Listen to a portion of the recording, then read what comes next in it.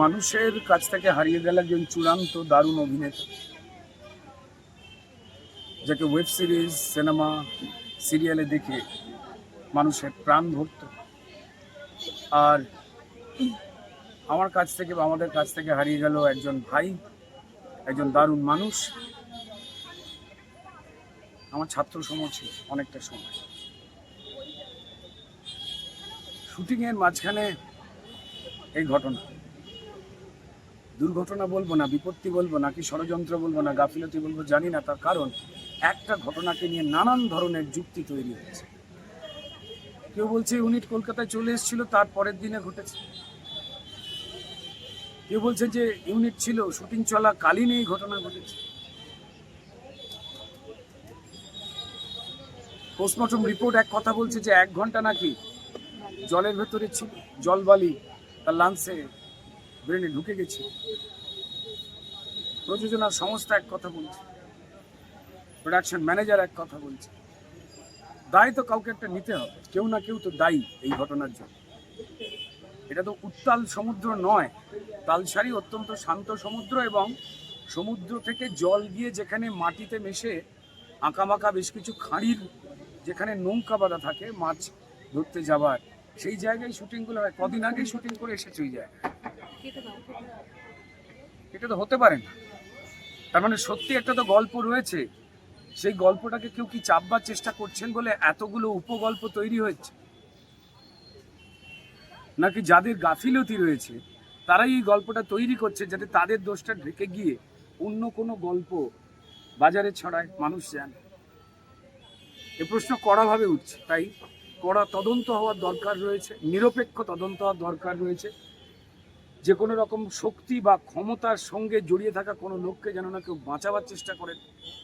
যদি কারুর গাফিলতি থেকে থাকেন, তিনি বা কোনো সংস্থা, এনিবডি, জানি না, যদি তা হয় তো তাহলে আমাদের যে কোনো শুটিং করতে যাওয়া টেকনিশিয়ান ভাই বা আর্টিস্ট, তাদের সঙ্গে তো এই ঘটনা ঘটবেই। যে জায়গায় নিরাপত্তা আদপেই আছে কিনা, বিপদ লুকিয়ে আছে কিনা না জেনে সেখানে আর্টিস্ট আর টেকনিশিয়ানদের আমরা পাঠিয়ে দিলাম, নামিয়ে দিলাম, এটা হতে পারে না। End of the day cinema, serial, web series, এটা তো একটা ব্যবসা, শিল্প হলেও সেটাকে নিয়ে তো চলছে একটা ব্যবসা। তো যারা মুনাফা লাভ করেন, এবার তো যারা মানে সেই দিকটা দেখতে হবে। আর টেকনিশিয়ানদের স্বার্থ দেখা ফেডারেশন এবং আর্টিস্টদের স্বার্থ দেখা বা দিক দেখা আর্টিস্ট ফোরাম, তাদের একদম ঘোষণা দিতে হবে, দাবি তুলতে হবে, নাহলে আমরা কেউ কাজ করবো না। সবার আগে সিকিউরিটি বাজেট, জীবনের থেকে তার বড় বাজেট আমাদের ঈশ্বর কিছু দেননি। তাই কাজ করতে গিয়ে যদি সেই জীবনটাকেই ফেলে দিয়ে আসি, কোনো সাহায্য সহযোগিতা পাওয়ার সমস্ত রাস্তাগুলো বন্ধ থাকে বা তৈরি না থাকে, এমনটা তো চলতে পারে না। যে কারুর ছেলে তো ছিল ভাবিন, তার মাকে চিনি ছোটবেলা থেকে স্ট্রাগলের সময় ভাত খেয়েছি তার বাড়িতে, তার হাতে। কদিন আগে যখন তার বাড়িতে গিয়েছিলাম তখন এসে বললো তাড়াহুড়োয় ভাত খাচ্ছিস, এসে দুজনে মিলে একসঙ্গে ভাত খাবে। আমার থেকে ছোট ছিল, কিন্তু তবুও ওদের ব্যাচের মধ্যে যে কজন মেধাবী মানুষ ছিল অভিনেতা, তাদের মধ্যে অন্যতম সেরা একজন। কার সঙ্গে গিয়ে ভাত খাবো? আজকে যখন বাড়িতে গিয়ে পৌঁছলাম, রাহুলের মাথায় হাত রাখছি, এত ঠান্ডা রাহুলকে আমি কোনোদিন তো ছুঁইনি। পাশে নিথর বসে রয়েছেন তার মা, তার ছেলে সহজ। প্রিয়াঙ্কা চোয়াল শক্ত করে কান্না আটকে পুরো কাজ সামলাবার চেষ্টা করে যাচ্ছে। Hats off to her. কিন্তু আর্টিস্ট ফোরাম এবং ফেডারেশনকে একসঙ্গে বসে এই বিষয়ে যদি ঠিক না করে তারা, যে সিকিউরিটি বাজেট সবার আগে। টলিউডে বিভিন্ন সময় বিভিন্ন স্ট্রাইক হয়, এই করা যাবে না, সেই করা যাবে না, অমুক হবে না, এত লোক সেই যায়নি কেন, অনেক কিছু হয়। কিন্তু সিকিউরিটি নিয়ে আমাদের টেকনিশিয়ান ভাই, আমাদের আর্টিস্ট বন্ধু বান্ধব ভাই বোন, তাদের সিকিউরিটি নিয়ে একটা স্ট্রাইক হয়েছে কোনোদিন? যদি হয়তো হতো তাহলে এই ঘটনা হয়তো হতো না।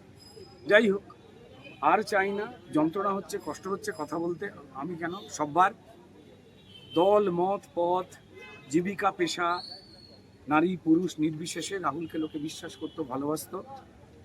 ও যুক্তি নির্ভর কথা মানুষকে আনন্দ দিত। আর এই কঠিন সময়, কঠিন দুনিয়ায়, যেখানে লোকজন জীবনে বাঁচতে গেলে, চলতে গেলে লড়াইটা তেমন করে করতে পারেন না, কোথাও একটা হয়তো কম্প্রোমাইজ করে ফেলেন, মাথা নামিয়ে ফেলেন, সেই সময় রাহুল মাত্র কয়েকজনের মধ্যে একমাত্র আমার দেখা ছেলে যে স্পষ্টভাবে যে কোনো প্রলোভনকে দূরে সরিয়ে রেখে নিজের মতামতটা প্রকাশ করতে পারত এবং যাবতীয় উজ্জ্বলতা প্রাপ্তি সেগুলোকে সযত্নে সহজভাবে সরাতে পারত। এবং যদি কেউ কোনো বিপরীত মন্তব্যও করতো যা ওর মতের সঙ্গে মিলছে না, সেখানেও কিন্তু পরিষ্কার মন দিয়ে শুনতো, এমনটা নয় সেটাকে অগ্রাহ্য করত। এই ধরনের একজন মানুষকে হারানো, এই ধরনের একজন অভিনেতাকে হারানো চরম ক্ষতি। আবার বলছি, চাই না আর কোনো রাহুলকে দেখতে, তিনি টেকনিশিয়ান হোক বা অভিনেতা অভিনেত্রী বলুন। আর দরকার সঠিক কড়া তদন্ত, যাতে কেউ ছাড় না পায় যাদের গাফিলতি ছিল।